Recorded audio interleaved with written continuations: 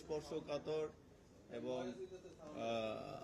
গুরুতর এবং জঘন্যতম অপরাধ বিষয়ক একটি তথ্য নিয়ে আমাদের স্পেশাল অ্যাকশন গ্রুপের একটি টিম ডিসি আহমেদের নেতৃত্বে গতকাল একজন আন্তর্জাতিক শিশু পর্নোগ্রাফি চক্রের বাংলাদেশের মূল হোতাকে গ্রেপ্তার করেছে। তার নাম হচ্ছে টিআইএম ফখরুজ্জামান। তিনি টিপু কিবরিয়া নামে সমধিক পরিচিত, হয়তো আপনাদের অনেকেরও পরিচিত হতে পারেন। এক সময় সে একটি সেবা প্রকাশনীর একটি পত্রিকার সহকারী সম্পাদকের কাজও করেছেন, দায়িত্ব পালন করেছেন। সেটা অনেক আগে। একজন শিক্ষিত ব্যক্তি, কিন্তু একজন শিক্ষিত ব্যক্তির আড়ালে তার এই জঘন্যতম রূপ সর্বপ্রথম আমাদের পুলিশের সামনে উন্মোচিত হয় 2014 সালে। 2014 সালেও তাকে একই অপরাধে গ্রেপ্তার করা হয়েছিল, কিন্তু জামিনে বের হওয়ার পরে সে একই এই ঘৃণ্যতম পেশায় আবার সে নিজেকে জড়ায় এবং আমাদের এই টিমটা তাকে অনেকদিন যাবৎ ফলো করছিল। এবং তার মডাস অপারেন্ডি হচ্ছে ঢাকা শহরের বা দেশের বিভিন্ন অঞ্চল থেকে ছিন্নমূল ছেলে পথ শিশুদের এই পর্নোগ্রাফির কাজে নিযুক্ত করে।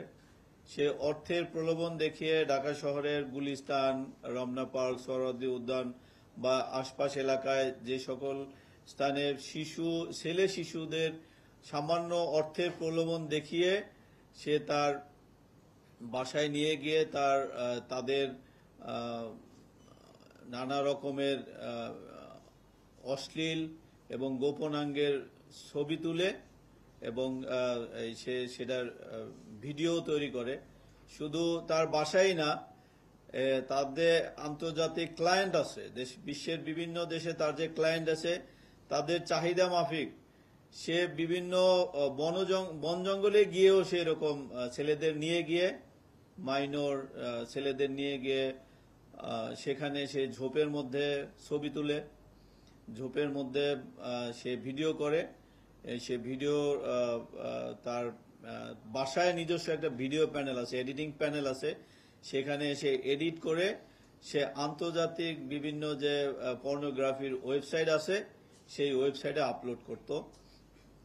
এবং এই পর্নোগ্রাফি হচ্ছে আন্তর্জাতিক বিভিন্ন যে সকল বিকৃত চরিত্রের বা বিকৃত মানসিকতার গ্রাহকরা এই ওয়েবসাইটের মূল গ্রাহক, সেখানে আপলোড করলেই তারা সরাসরি আমাদের এই টিপু কিবরিয়া, যাকে আমাদের টিম গ্রেপ্তার করেছে, তার সাথে সরাসরি যোগাযোগ করে এবং এই যোগাযোগ করার পরে তাদেরকে সে আগে সে মেইলের মাধ্যমে তার এই কন্টেন্টগুলো প্রেরণ করত।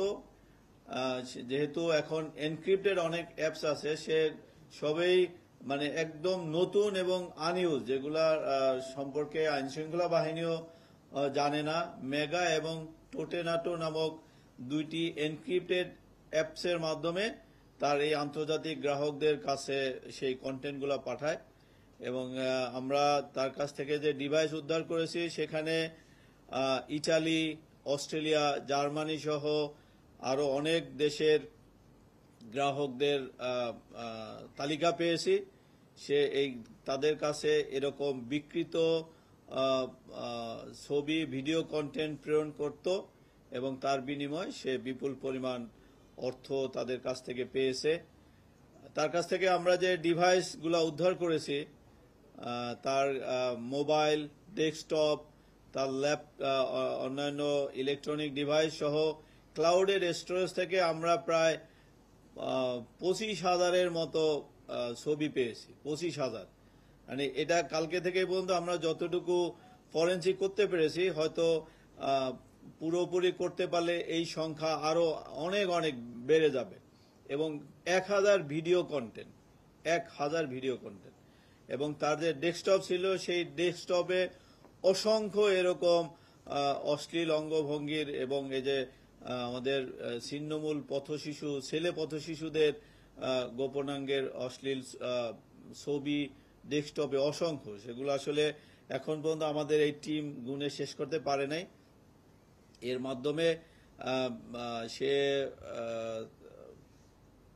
এই তার আন্তর্জাতিক যে সকল ক্লায়েন্ট আছে তাদের কাছে সে এগুলা এডিট করে পাঠায়, বিনিময়ে সে প্রচুর পরিমাণ অর্থ উপার্জন করেছে বলে আমাদের ধারণা।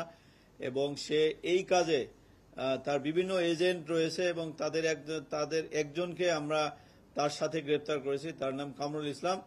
এবং তার এরকম আরো অনেক এজেন্ট আছে যারা এরকম ঢাকা শহরে বা দেশের বিভিন্ন প্রান্ত থেকে এরকম ছেলে ছিন্নমূল পথ শিশুদের সামান্য অর্থের লোভ দেখিয়ে তার কাছে নিয়ে আসে। এবং সে নিজে যেহেতু একজন আলোকচিত্র শিল্পী, সে এই এডিটিংটা ওই গ্রাহকদের চাহিদা মোতাবেক প্রস্তুত করে তাদেরকে পাঠাতো। এবং আমাদের তার আরো অনেক সহযোগীদের নাম আমরা পেয়েছি। এবং কালকে তার সেই আস্তানা থেকে আমরা একজন ভিকটিমকে উদ্ধার করেছি। সেই ভিকটিমের বয়স 12 বছর। তাকে আমরা তার পরিবারের জিম্মায় অলরেডি দিয়ে দিয়েছি। এরকম বেশ কিছু ভিকটিমকে আমরা ইতিমধ্যে শনাক্ত করতে সক্ষম হয়েছি।